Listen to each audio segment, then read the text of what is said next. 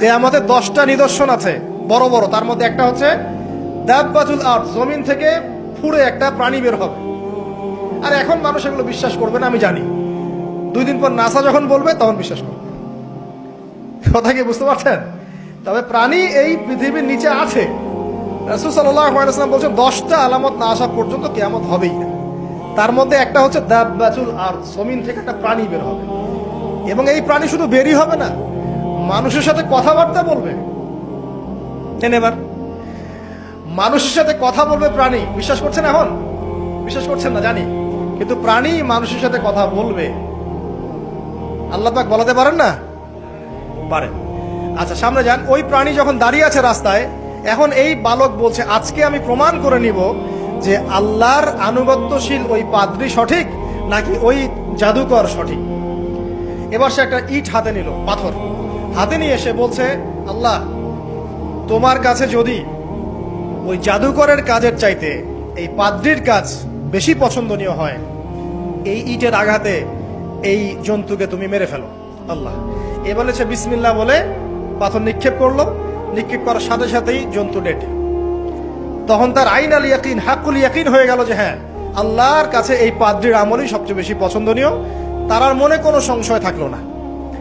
কিশোর মানুষ না, কতটুকুই বা বোঝেন নাই? এবার তার মধ্যে একটা ইয়াকিন চলে আসলো এবং সে পরিপূর্ণ মুমিন মুসলিম হয়ে গেল। এবার যখন সে রাজ দরবারে যায়, তার কাছে পেশেন্ট আসে। মানে একজন মানুষ এসেছে, সে বলছে যে আমার চোখে সমস্যা। সে চোখে হাত দেয়, হাত দিয়ে বলে যে আপনি আল্লাহর প্রতি ঈমান নিয়ে আসেন, আমি আল্লাহর কাছে দোয়া করব, চোখ ভালো হয়ে যাবে। এভাবে পেশেন্ট আসে, সে বলে আল্লাহর প্রতি ঈমান নিয়ে আসেন, আমি দোয়া করব, ভালো হয়ে যাবে। এভাবে আস্তে আস্তে তার নাম এবং খ্যাতি ছড়িয়ে পড়তে লাগলো। যেই তার কাছে আসে সে বলে আগে মুসলিম হন, ইমানদার হন, আল্লাহর প্রতি বিশ্বাস করেন, আমি দোয়া করব, ভালো হয়ে যাবে। চোখ অন্ধ ভালো হয়ে যাচ্ছে, কুষ্ঠরোগী ভালো হয়ে যাচ্ছে, হ্যাঁ, প্যারালাইজড রোগী ভালো হয়ে যাচ্ছে। আলহামদুলিল্লাহ। নবী ঈসা আলাইহিস সালাম এমনটা করেছিলেন না? আল্লাহ পাক চাইলে করতে পারেন। একদিন ওই রাজ দরবারের একজন মন্ত্রী আসছে। এবার ওই রাজার একজন এমপি সাহেব, তার চোখে সমস্যা, সে আসছে, এসে বলছে যে আমার এই চোখের সমস্যা, আমার চোখটাকে ভালো করার দরকার, তোমার কাছে কোনো ওষুধ আছে নাকি? সে বলছে যে আপনি আল্লাহর প্রতি ঈমান নিয়ে আসেন, আমি আল্লাহর কাছে দোয়া করব, আপনি ভালো হয়ে যাবেন। এবার সে আলহামদুলিল্লাহ ঈমান নিয়ে আনলো এবং সে ভালো হয়ে গেল। এই ভালো হয়ে যাওয়ার পরের দিন যখন সে আবার ওই পার্লামেন্টে গিয়েছে আর কি, ওদের তৎকালীন রাজদরবারে, এবার রাজা ওকে দেখে বলছে যে তোমার তো চোখ অন্ধ ছিল, কিভাবে শেফা লাভ করবে? সে বলে না কিভাবে শেফা লাভ করলো, সে বলতে চাচ্ছে না, কারণ সে আজ করছে যে বললে সমস্যা হবে। এক পর্যায়ে তাকে খুবই পিটুনি দেওয়া হচ্ছে, রিমান্ডে নিয়ে গিয়ে কঠিন মাইট দেওয়া হচ্ছে। এক পর্যায়ে সে মারের যন্ত্রণা সহ্য করতে না পারে বলে ফেললো যে ওই বাচ্চা, তার কাছে গিয়ে আমি আরোগ্য লাভ করেছি এবং সে আমাকে বলেছে যে তার রবের প্রতি ঈমান নিয়ে আসতে, তাহলে আমি শেফা লাভ করব। এই বাচ্চা এখন বলছে ফেরাউনের মতো, যায় না রব্বুকুমুল আ'লা, আমি তো তোমাদের রব। নমরুদের মতো, আমি তো তোমাদের রব।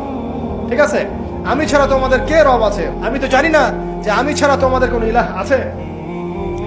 এবার এই লোকটাকে হত্যা করা হলো, এই এমপি সাহেবকে হত্যা করা হলো, বিকজ সে ঈমান নিয়ে আসে। এবার সেই বালককে ডেকে আনা হচ্ছে, বলা হচ্ছে বলো তুমি নাকি তোমার রবের নাম দিয়ে মানুষের ট্রিটমেন্ট করা শুরু করেছো। তখন সেই বালক বলছে হ্যাঁ, আমি এক আল্লাহর প্রতি বিশ্বাস করি এবং তার রাসূলের প্রতি বিশ্বাস করি, তার প্রেরিত আসমানি কিতাবে বিশ্বাস করি। এখন রাজা বলছে আমি ছাড়া তোমাদের কোন ইলাহ আছে আমি তো জানি না। এই সৈন্যবাহিনী শোনো, এই বালককে ধরো, ধরে নিয়ে গিয়ে উঁচু পাহাড়ে নিয়ে যাও, ওখান থেকে ফেলে দাও। কথা বুঝতে পারছেন? এবার তাকে নিয়ে যাওয়া হলো, ক্রস ফায়ার দেওয়া হবে। এবার উপরে নেওয়া হয়েছে, একদম পাহাড়ের উপরে। এবার ওই বালক উপরে উঠে একটা দোয়া করছে, এই দোয়াটা সবাই শিখে নেন। ওই বালক উপরে উঠে দোয়া করছে আল্লাহুম্মা কফিনিহিম বিমা শি'তা, আল্লাহুম্মা কফিনিহিম বিমা শি'তা, আল্লাহুম্মা কফিনিহিম বিমা শি'তা। পাহাড় থরথর করে কাঁপা শুরু করলো এবং ওই সৈন্যবাহিনী পাহাড় থেকে পড়ে গেল। বালকের কিচ্ছু হলো না।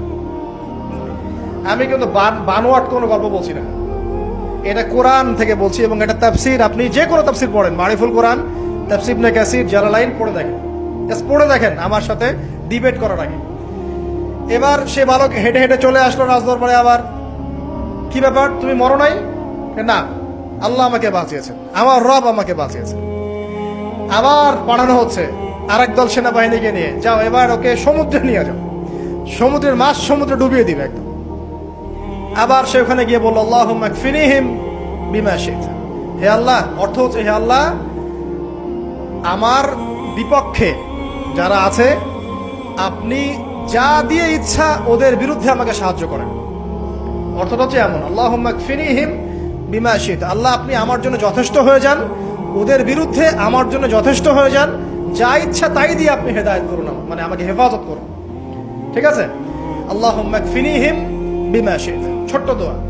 এবার ওই সমুদ্র উত্তাল হওয়া শুরু করলো এবং ওরা জাহাজ থেকে পড়ে গেল। এই বাচ্চা সেফলি আবার চলে আসলো রাজদরবারে। বিশ্বাস করছেন না?